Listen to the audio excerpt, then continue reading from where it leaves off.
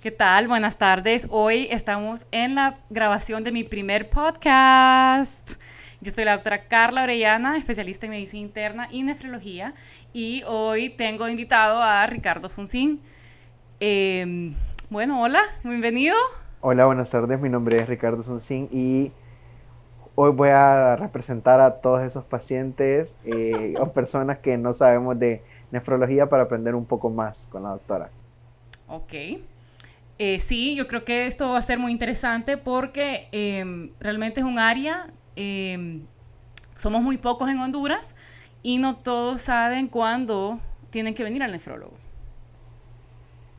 Ok, entonces si quiere empecemos por ahí. Creo que la primera pregunta sería, ¿qué es un nefrólogo y cuándo debo ir? Ok. Un nefrólogo es un médico que estudia la función de los riñones. ¿Ok? Entonces nosotros estudiamos enfermedades propias del riñón y enfermedades que pueden afectar la función del riñón.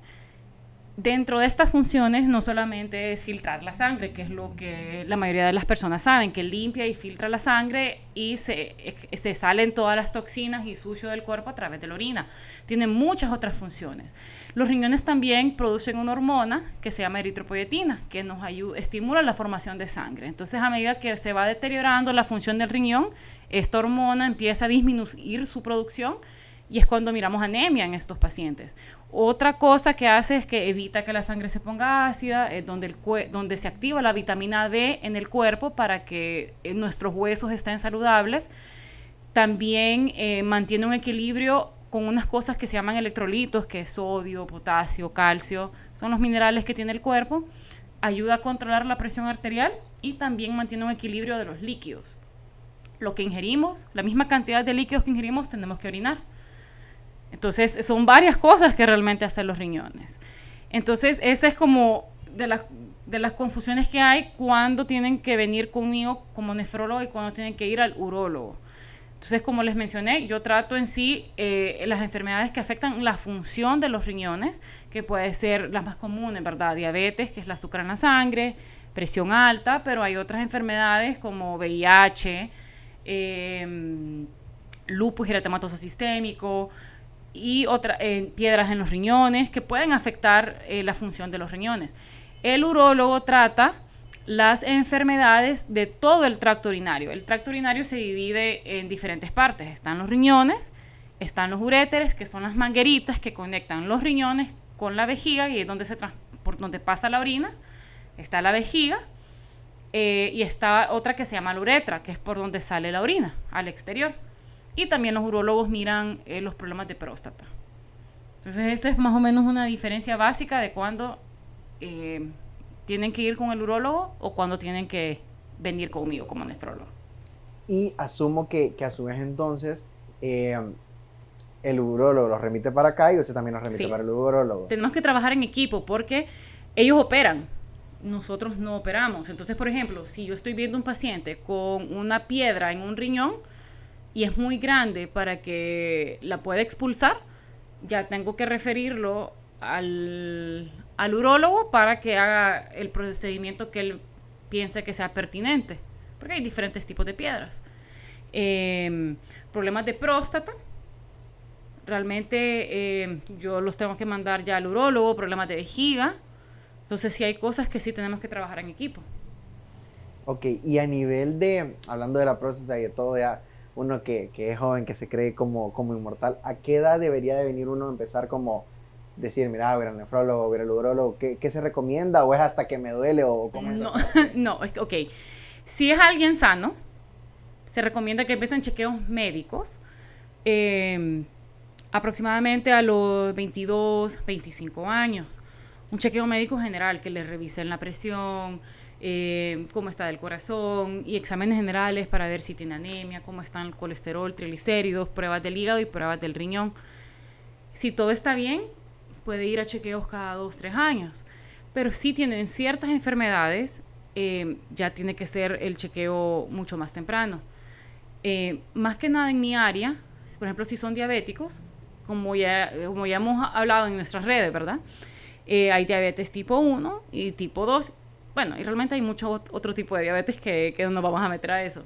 Los diabéticos tipo 1 sí tienen que tienen que venir conmigo a los 5 años de ser diagnosticados, porque ya para ese tiempo ya puede empezar a haber afectación en el riñón. Pero los diabéticos tipo 2, generalmente es cuando son diagnosticados ya llevan un buen tiempo de ser diabéticos y hay afectación renal al momento del diagnóstico. Entonces tienen que ya empezar a venir conmigo y al oftalmólogo, que ya vamos a hablar un poco de eso, al momento de ser diagnosticados. Para cosas de próstata, lo recomendable es de que empiecen los hombres a investigarse o a hacerse sus revisiones a partir de los 40 años.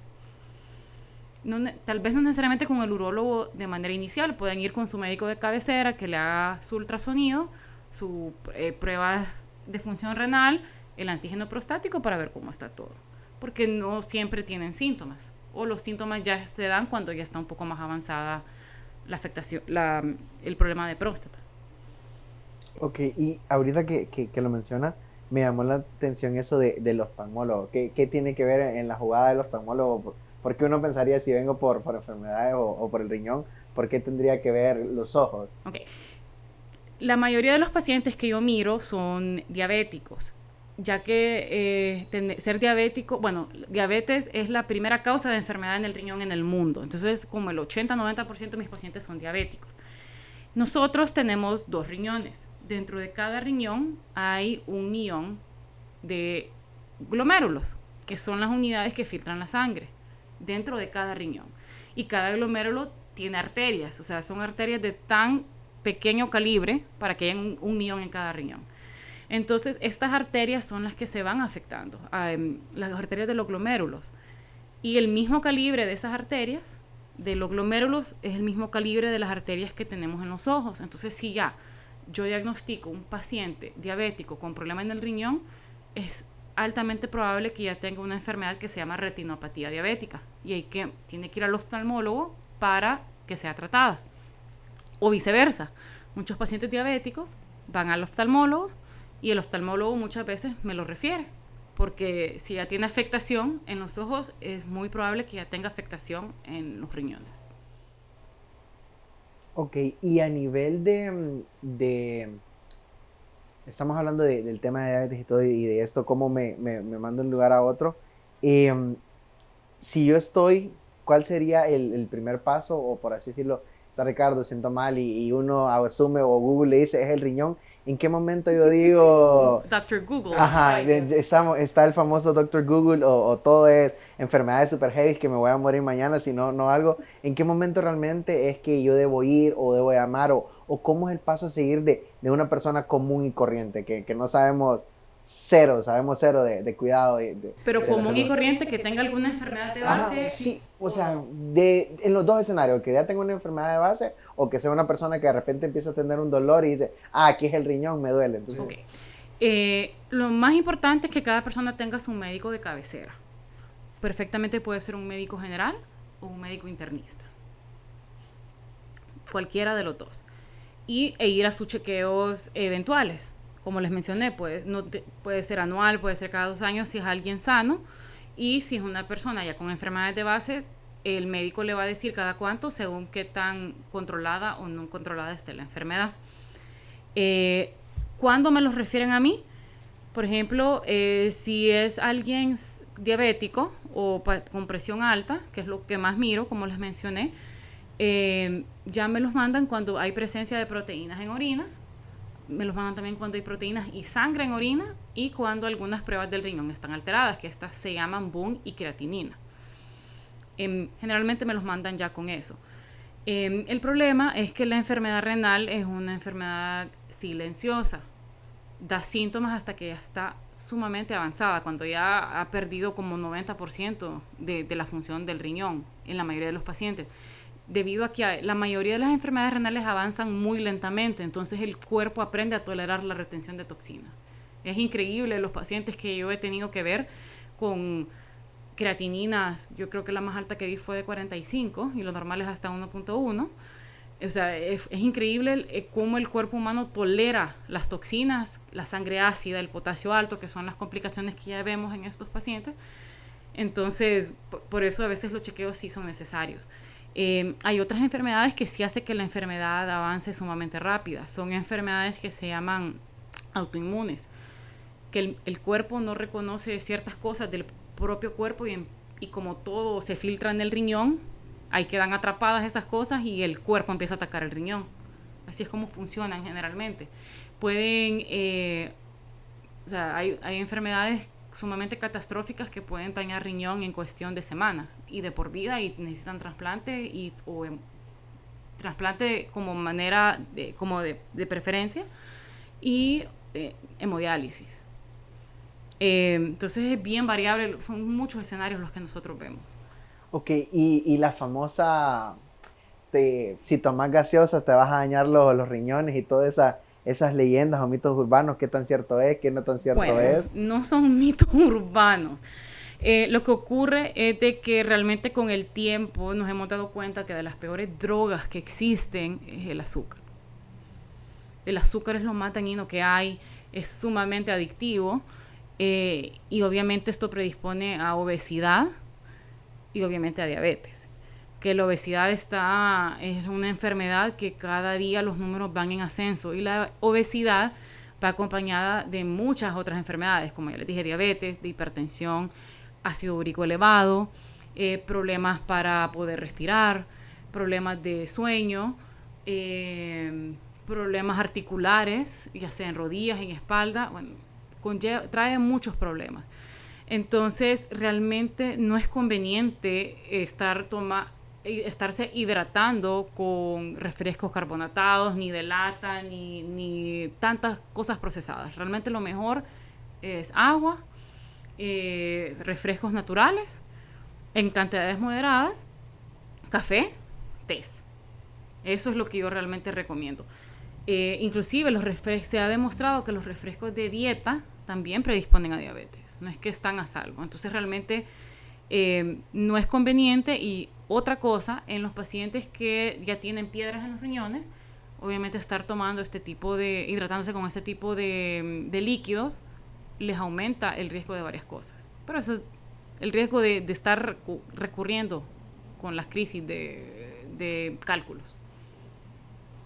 Ok, una pregunta, y ya hablamos un poco de todo un poco y todo, pero no, creo que a la audiencia sería bueno saber un poco más de Carla, dónde estudió, dónde se volvió especialista en nefrología, su historia, su background, o sea, saber quién es usted para que la gente que nos está escuchando en el podcast y las personas que nos miren en redes sociales conozcan un poco más. Ok.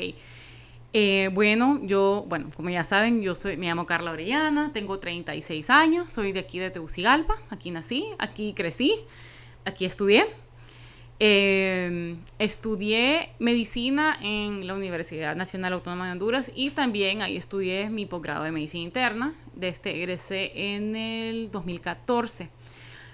Luego de eso me fui a trabajar 2 años y medio como internista a Juticalpa, donde ahorré lo más que pude para poderme ir al extranjero a estudiar nefrología.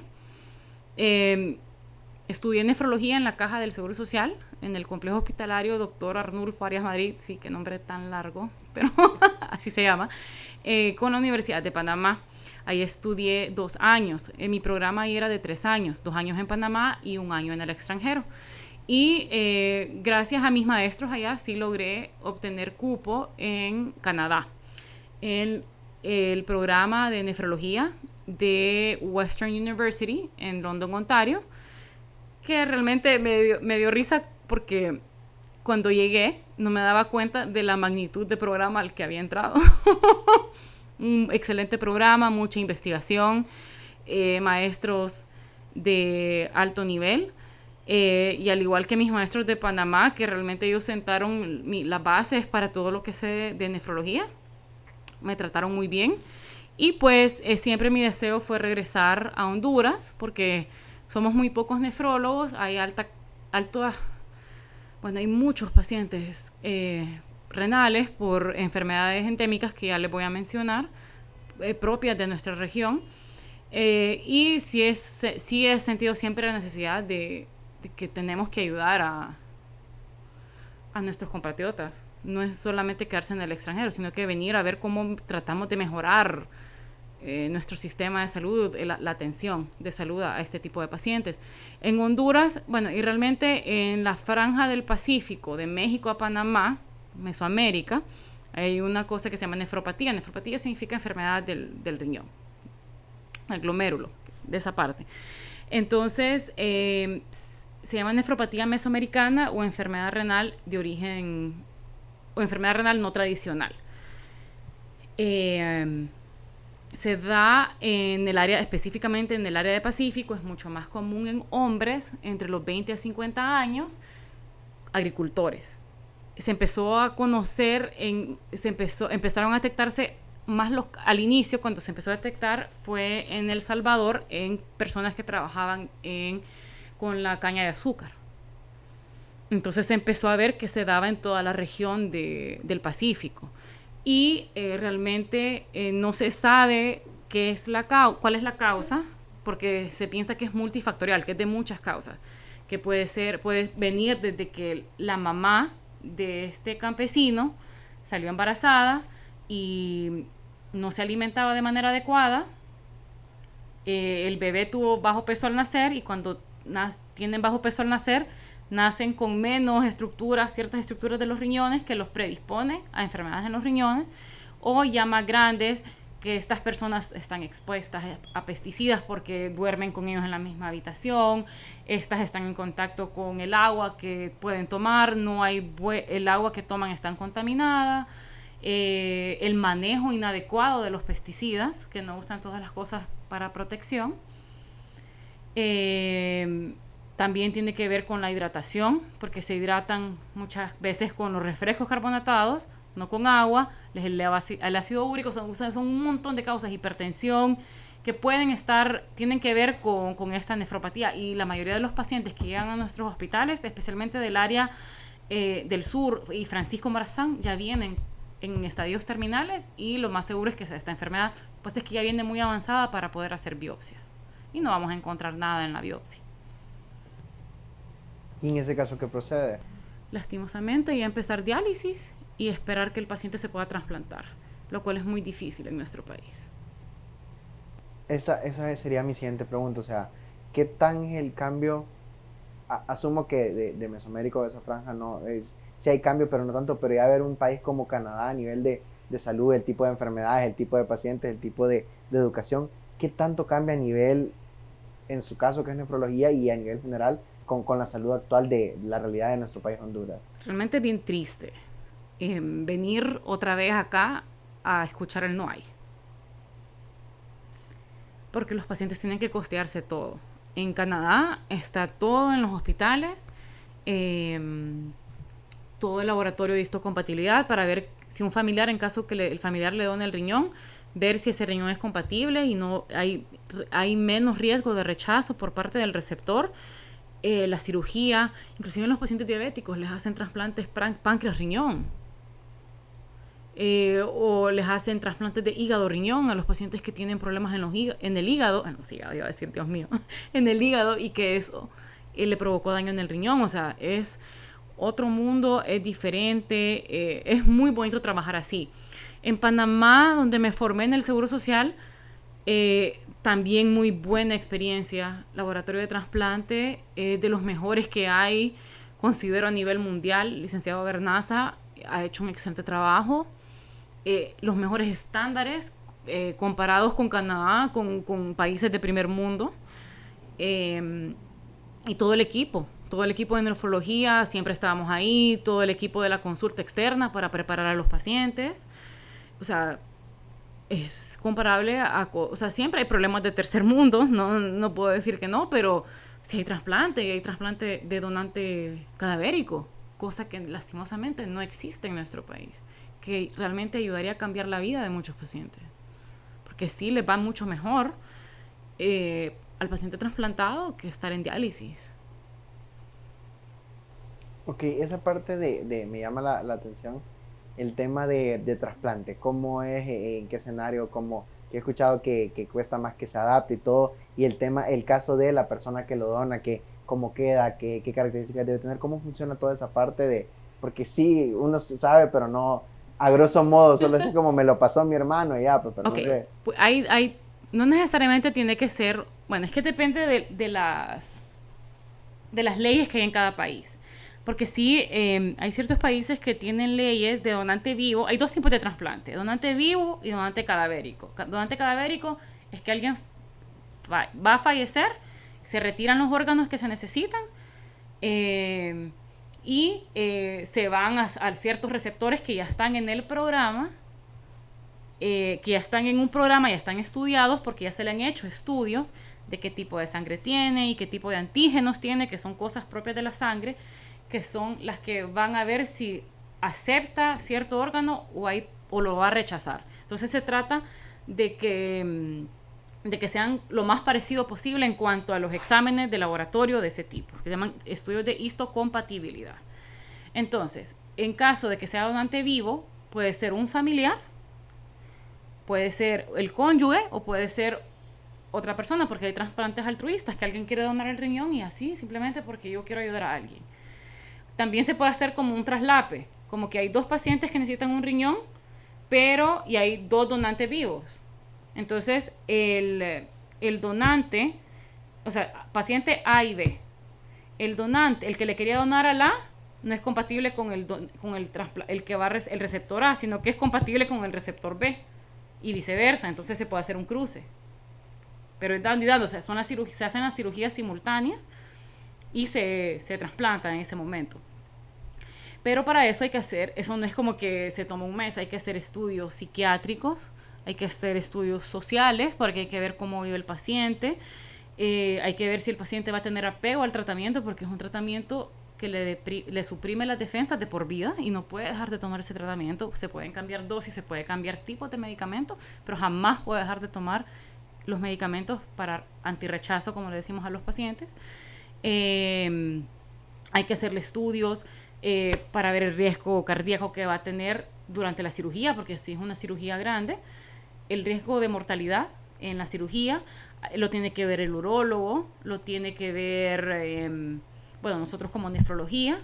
O sea, si es una serie de estudios, hay que ver cómo está la parte vascular. Eso significa si las arterias que tiene el paciente están aptas para poder hacer la anastomosis, para poder juntar los vasos, las arterias y venas del nuevo riñón, porque no es que se ponen en la espalda, se ponen aquí enfrente por donde está el apéndice, si es en el lado derecho, o en el otro lado, en el lado izquierdo, ¿verdad? Entonces, se hace de esa manera.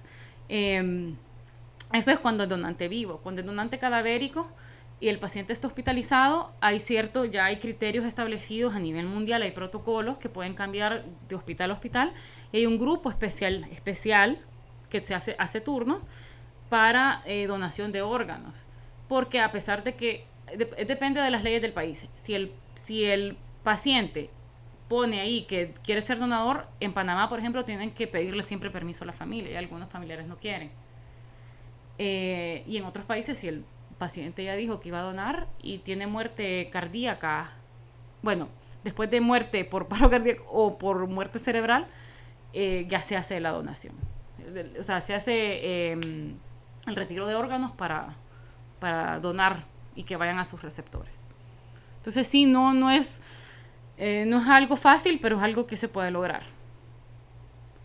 Ok, y a nivel de donación y todo este tema, me imagino que tiene que haber como un criterio de edad parecido y toda esa parte, o realmente es indiferente, o sea, si es un niño, un adulto. Ok, si son riñones de niños para un adulto, generalmente se hace trasplante en bloque, como le decimos, se le ponen los 2 riñones al adulto, porque son pequeños, pues no van a soportar la carga de todo un cuerpo de un adulto, un riñón pequeño, entonces se hace trasplante en bloque.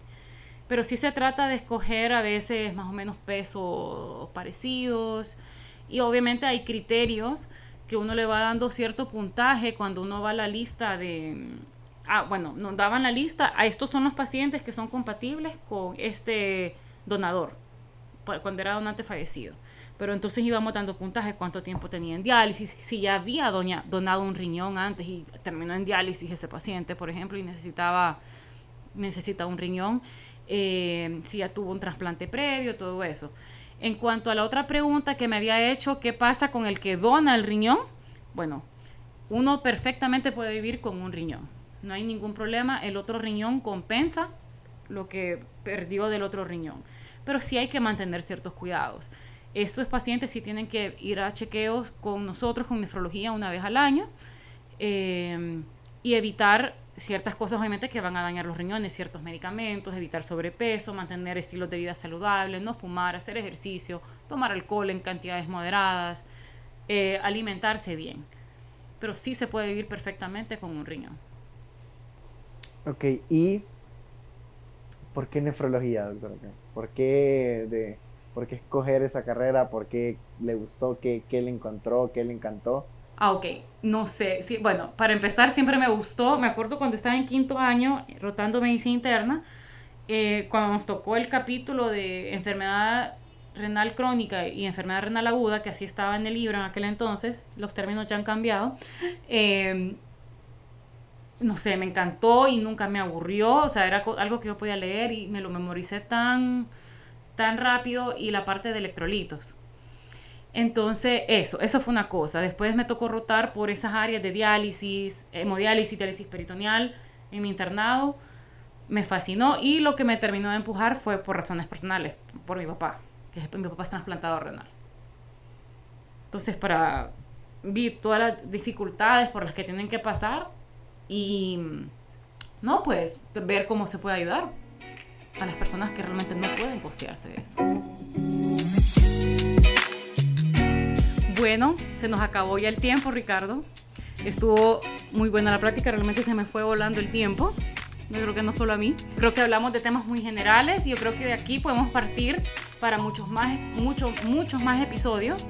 Y realmente me gustaría escuchar, leer, en este caso, leer sugerencias de qué temas les interesaría que estuviera platicando en un futuro, tal vez con otros colegas de otras especialidades, o temas propios de mi rama, de problemas del riñón. Realmente fue un gusto tenerlo acá, fue muy divertido. Y bueno, a ver qué otro día lo podemos volver a hacer. Nos vemos.